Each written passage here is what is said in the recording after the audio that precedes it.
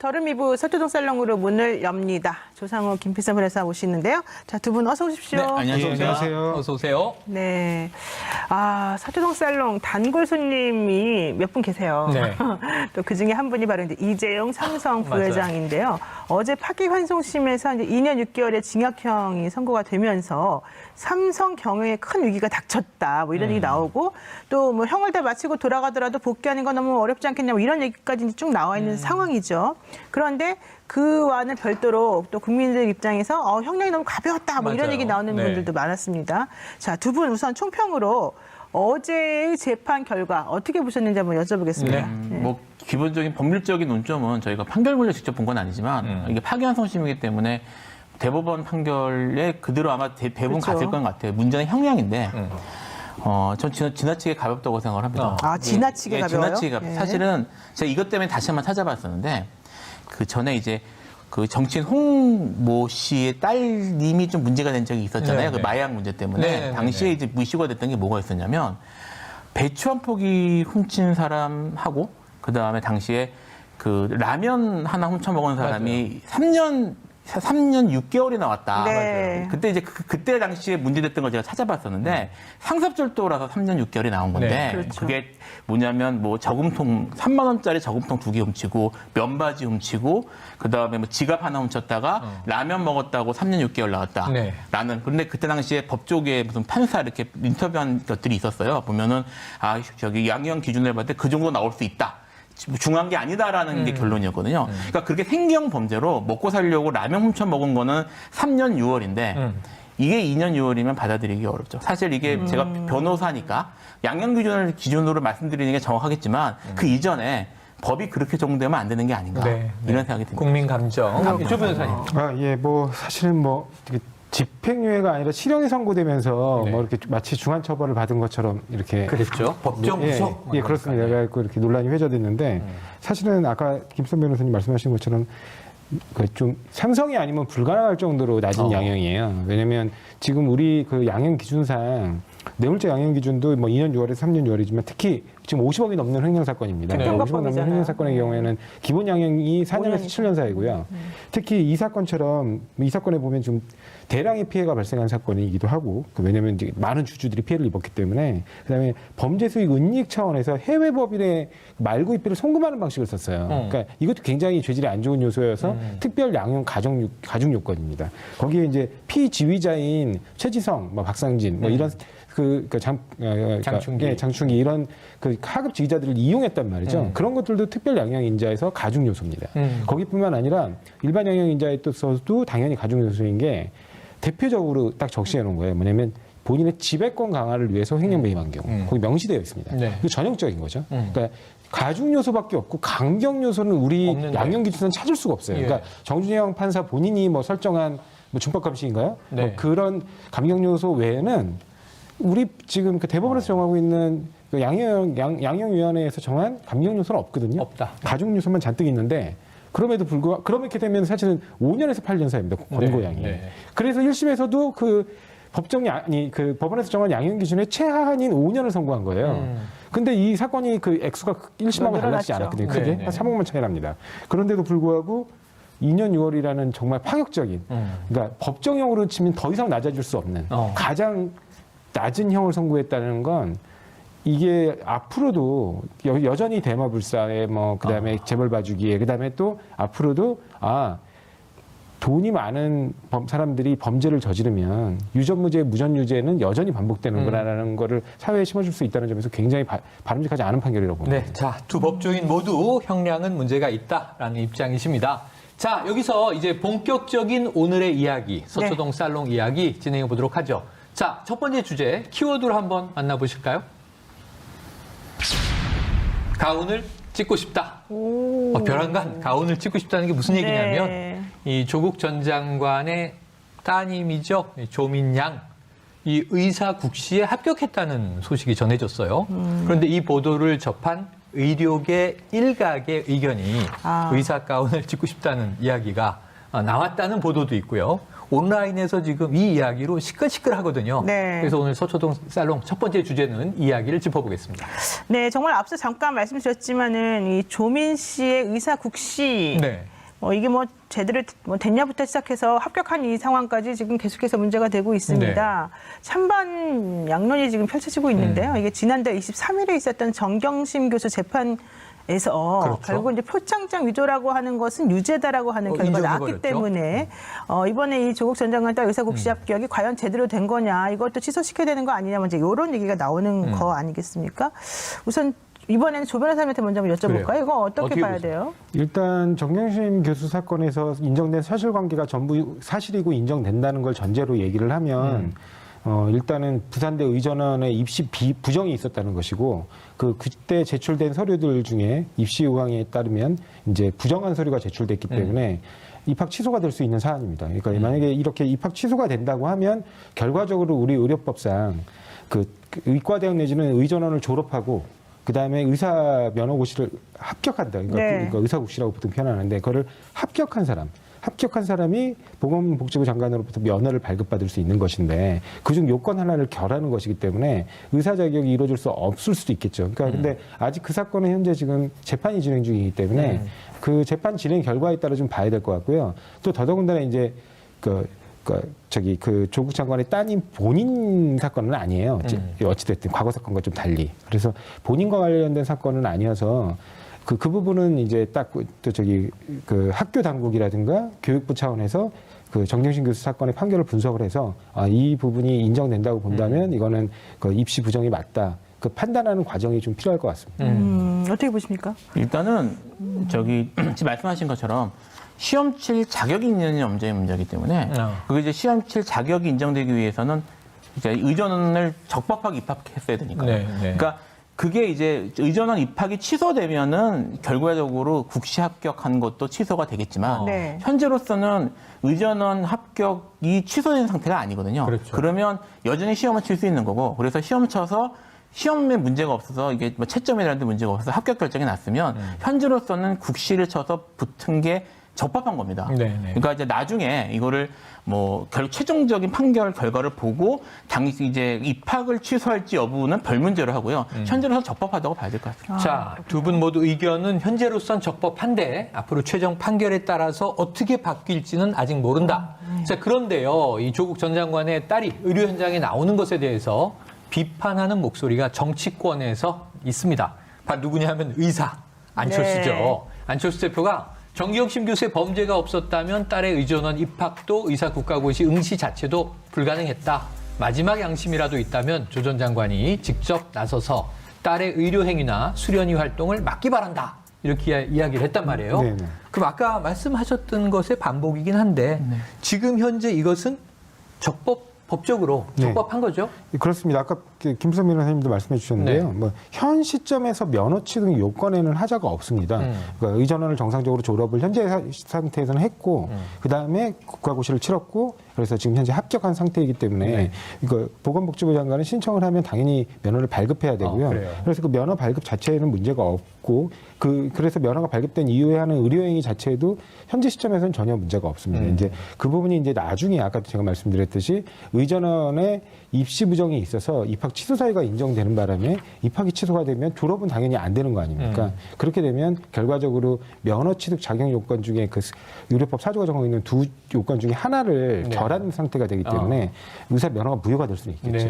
그러니까 안철수 대표가 이제 의사 출신이다 보니까 뭐 국시 합격 이후에 의료행위 하는 것 자체가 지금 법적으로 문제가 있는 거 아니냐 뭐 이런 지적을 하는 것 같은데 김 변호사님한테 한번 여쭤볼게요. 이 조민 씨 의사국시 합격 논란에 국민의힘도 지금 입장을 내놓은 상태예요. 뭐라고 얘기를 하고 있냐면은 지금 그 대변인이 얘기를 했습니다. 이제 정권은 공정을 입에 담지도 말아라. 조 전 장관 일가가 빼앗은 그 자리는 의사가 되기 위해서 뭐 치열하게 공부한 청년들의 것이다. 그러면서 이제 결국 포인트가 되는 키워드는 공정이라는 거거든요. 자, 야당에서 이제 그 제1야당이 이렇게 강도 높게 비판하고 있는 이 부분, 이거는 어떻게 봐야 돼요? 섞어서 얘기하는 것 같아요. 무슨 말이냐면 지금 이제 저희가 얘기한 거는 법적인 문제들이에요. 근데 지금 그와 별개로 뭐 예를 들면 사실 이제 조국 전 장관과 관련해서 이슈가 됐던 것들이 아빠 찬스, 엄마 찬스 아니냐. 네, 그렇죠. 이런 것들이잖아요. 이건 네. 사실은 법적인 문제라기보다는 어떤 뭐 도덕적 문제, 또는 고위공직자의 윤리성 문제, 나아가서는 우리 사회의 구조적 문제에 대한 문제 제기에 가까운 것이거든요. 네. 그래서 지금 그 정경심 교수 관련한 판결 얘기를 하면서 그리고 이거 적법성 요건을 따지면서 공정이라는 다른 문제를 끌고 들어오는 건 좀 섞어서 말하는 것 같다는 생각이 하나 들고요. 그리고 뭐 이제 사실 이게 이제 일종의 계급적인, 그러니까 일단 계층의 문제라고 본다면 이게 단순히 조국 전 장관의 문제만이 아니라 만약 그게 문제라고 공정의 문제라고 본다면 지금 이제 뭐 다른 실제로 뭐 국민의힘 쪽에서도 뭐 지금 유력 서울시장 후보인 나경원 나경원 전 의원이나 이런 그런 분들이 지금 계속 문제가 되고 있잖아요. 맞아요. 그러니까 그런 분들도 있는 상태에서 이거를 조국 전 장관의 개인적인 윤리 문제로 몰고 가는 거는 프레임 설정에 이런 것도 맞지 않는 것 같다. 제가 여기서 한마디만 좀 덧붙이고 싶은 게 있는데요. 사실은 지금 나경원 의원도 이 얘기를 계속 반복해서 하고 있거든요. 네. 지금 이제 서울시장 후보로 출마하면서. 근데 나경원 후보한테 정말 묻고 싶어요. 왜냐하면 나경원 후보가 저번에 그 서울시장 후보로 출마했을 때 이제 모 인터넷 언론사에서 그 이제 나경원 후보의 딸과 관련해 가지고 성신여대 이제 부정 입학 의혹이 네. 있다. 이걸 보도한 걸 이제 나경원 의원 본인이 고발을 했으면 나중에 무고가 문제됐을 건데 본인이 그러니까 고소를 하지 않고 거기 캠프의 관계자가 고발을 하는 형식을 취했고요. 그때 당시 박근혜 검찰이 이게 명예훼손이다. 그리고 또 공직선거법상 허위사실 공표다. 그래야지 기소를 했는데 전부 1심, 2심, 3심 다 무죄 나왔습니다. 근데 그때 항소심 판결에서 무죄를 선고하면서 그 판사가 했던 그 부분만 한 번만 잠깐 읽어드릴게요. 네. 뭐라고 되어 있냐면 예.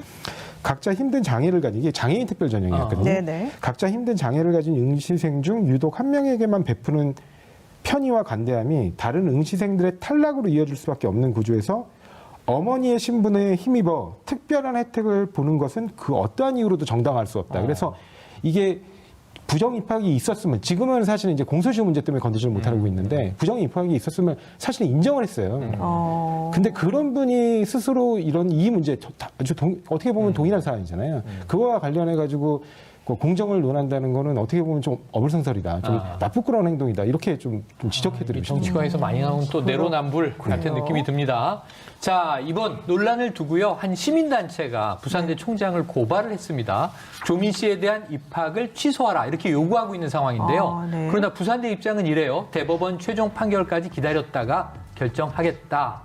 여기서 등장하는 이 이름이 있습니다. 바로 최소원 씨의 딸 정유라가 등장했는데요.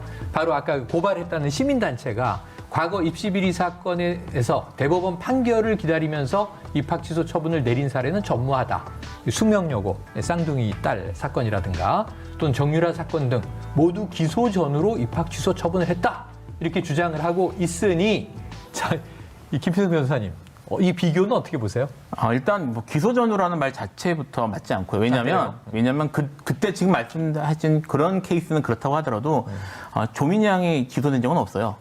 그게 하나 있고요. 그리고 이제 좀 시간이 지나서 정유라 사건이 입시 분양 사건이 어떤 사건인지 기억을 잘 못하시는 분들이 계신 게 아닌가 생각이 드는데 일단 조금 더 말씀을 드리면 약간 정리를 하면 당시에 이제 먼저 그 최서원 씨가 정유라 씨를 고려대에 넣으려고 해서 그 승마협회에 압력을 놓고 뭐 독일로 불러들이고 이런 압박을 했었는데 서류전에서 탈락을 했습니다. 그래서 이미 그때 한번 압박이 있었고요. 이화여대 들어갈 때는 어떤 일이 있었냐면 서류 심사를 넣었는데 서류 심사에서 하위권 성적이 나왔단 말이에요. 근데 그것이 나중에 면접 점수를 1등을 하면서 합격이 됐어요. 뒤집어지죠. 네, 근데 그 뒤집어진 과정이 어떻게 되냐면 당시 2014년이에요. 2014년 9월 15일까지 제가 지금 다시 찾아봐요. 9월 15일까지 국내 규모, 그러니까 전국 규모의 그 승마대회 3위권 이상 입상한 성적이 있을 경우에 그거를 이제 특별히 봐주는 그런 게 있었는데 2014년 9월 20일 날 당시 2014년 아시안 게임 승마 단체전에서 금메달 받은 거를 그러니까 요건에 안 맞는 거를 내서 그걸로 1등을 받은 거예요. 그것도 소급을 해서. 네네. 그래서 사실 입시 요강이나 이런 거 상으로도 분명히 안 되는 거였고 당시에 그 이화여대 쪽에서 뭐라고 변명을 했냐면 안 맞은 거 인정하지만 그래도 금메달 받고 했으면 단체전이라고 하더라도 이거는 소급해서 반영해줄 만한 가치가 있었다라는 궁색한 답변을 했어요, 사실은. 그러니까 지금 사실 조민양 케이스 같은 경우에는 물론 뭐 이게 이제 판결이 어떻게 날지 모르겠지만 현재로서 계속 다툼이 있고 그리고 이제 표창장이나 이런 것들도 2심에서 어떻게 판결될지 모르고 그리고 사실 상당 부분은 판단의 문제거든요. 이것이 정말 이 표창장 한두 개가 입시에 결정적 영향을 끼쳤을 것인가에 대한 판단의 문제가 남아있기 때문에 그리고 말씀드린 것처럼 조민양이 기소된 것도 아니고 그래서 같이 똑같은 케이스로 놓고 비교하기는 어렵지 않을까 생각이 듭니다. 네. 자, 그러면 이제 만약에 앞으로 정경심 네. 교수에 대한 이제 입시 비리 재판이 모두 결론이 나고 이 만약에 부산대 의전원에서 조민 씨에 대해서 입학 취소를 하게 된다고 가정하면 네. 그러면 지금 이제 이 조 장관 딸의 의사 자격은 박탈되는 그건 맞습니다. 거네요. 그거는 이제 의료법상 네네. 아까 제가 말씀드렸던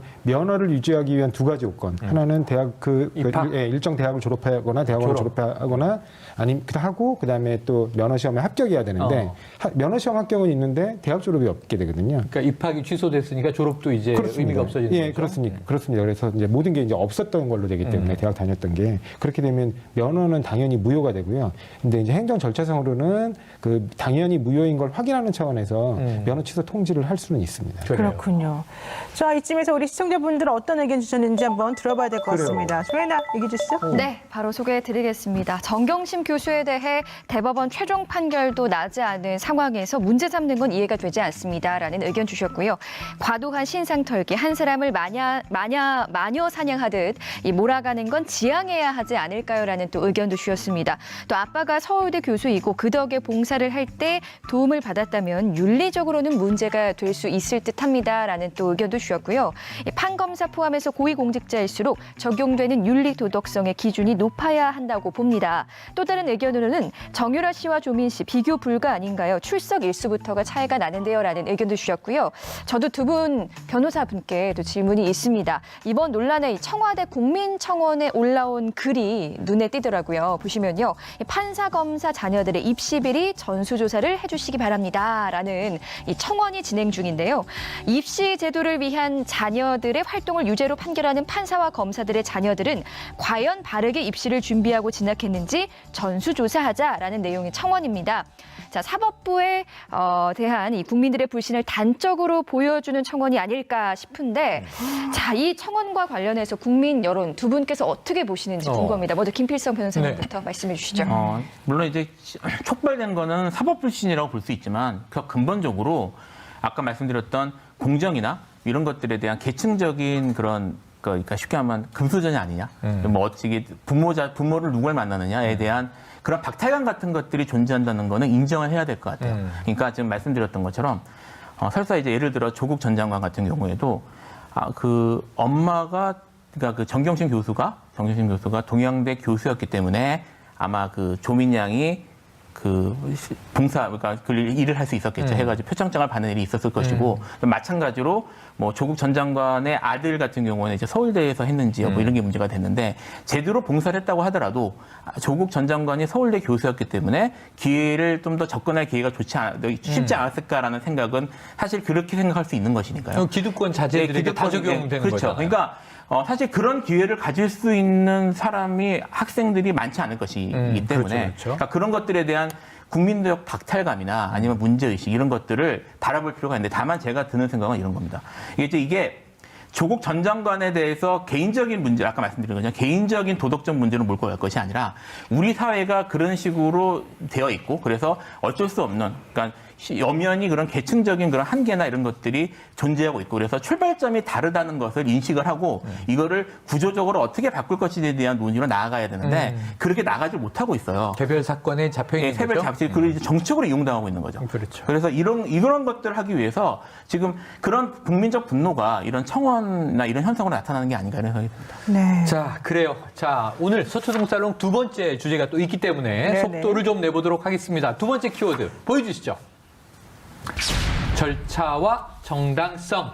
이거 연일 핫한 이슈인데요. 2년 전 김학의 전 법무차관 이 당시의 출국 금지 조치에 대해서 지금 위법 논란이 벌어져 있어요. 네, 그렇죠. 자, 구체적으로 어떤 부분이 위법이라는 건지 조 변호사님이 좀 설명해 주십시오. 뭐 일단은 그때 당시에 김학의 전 차관이 잠깐 이렇게 해외로 출국을 하려고 하는데 네네네. 이렇게 아주 이렇게 선글라스 쓰고 선글라스 모자 쓰고. 태국이었던 걸로 네. 기억납니다. 근데 그 한밤중이었고요. 이제 얼굴을 다 가리고 선글라스 또 끼고 비슷한 다른 인물도 있었고. 네, 그렇습니다. 근데 이제 보통은 이런 출입국 관리 차원에서 이제 주요 인사들이 출입국을 하는 경우에는 그 부분에 대해서 당연히 동양보호를 하게 돼 있고요. 그래서 그 부분이 이제 보호가 이루어지게 되니까 이제 인지하게 된 거죠, 드디어. 출국을 하는구나. 그렇죠. 그러니까 그런 부분에서 보면 이게 지금 그 국민적 공분을 일으켜가지고 과거사위에서 실제 진상조사 결정을 하고 이제 진상조사가 진행돼야 되는 사건이었는데 정작 그 피의자가 아무런 제한 없이 출국한다 그러면 국민적 분노가 엄청나게 일어날 거 아닙니까? 안 그래도 공소시효 때문에 그렇습니다. 성접대 의혹은 처벌도 못했잖아요. 맞습니다, 맞습니다. 그래서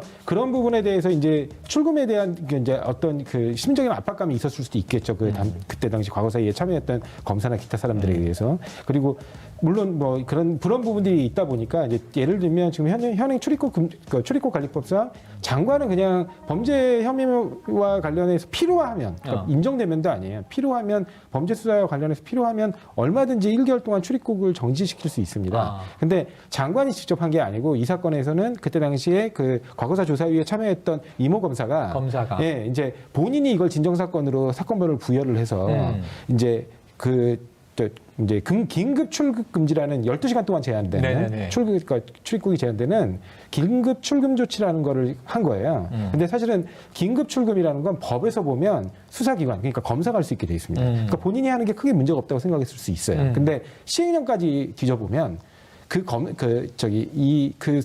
검사가 필요할 때는 그 해당 수사기관의 그 수사기관의 장이라고 표현되어 있으니까 보통 검사장을 얘기하겠죠. 그 검사장의 요청에 의해서 하도록 되어 있거든요. 그러니까 중간 결재란이 빠져버린 거예요. 그러니까 빠져버린 상태로 요청을 했는데, 그러니까 그런 부분에 있어서 어떻게 보면 이제 이런 위법 논란이 나올 수 있습니다. 그러니까 그런 좀 하자 부분이 있고, 근데 그런 부분과 관련해서 이제 조영 대표가 야 이거는 결재란에 뭐 그것도 비어 있고, 그다음 진정사건 번호를 그렇게 임의로 부여하는 경우가 어딨냐, 뭐 이런 여러 가지 의혹들을 제기하기 시작한 거죠. 그래요. 그러면은 법하고 시행령하고 좀 안 맞는 부분이 있는 건데 사실 시행령이 더 하위이기 때문에 그렇습니다. 원칙적으로는 법에 특별히 위반 사항이 없다 그러면 위법 논란이 나오면 안 되는 거거든요. 그래서 이 부분은 좀 확인을 해봐야지 될 것 같습니다. 자, 어쨌든 이제 이렇게 그 김학의 전 법무부 차관의 출국 금지 과정에서 위법이 있었다 이런 이제 논란이 있으니까 법무부에서는 이렇게 말하죠. 김 전 차관 긴급 출국 금지 일부 절차와 관련한 논란은 부차적인 논란에 불과한 것이고 이것에 대해서 우리가 좀 얘기를 해야 된다 이런 건데요. 출입국 관리법에 대해서 그래서 좀 얘기를 합니다. 법무부 장관은 범죄 수사를 위해 출국이 적당하지 아니하다고 인정되는 사람에 대해서는 1개월 이내에 기간을 정해서 출국을 금지할 수 있다.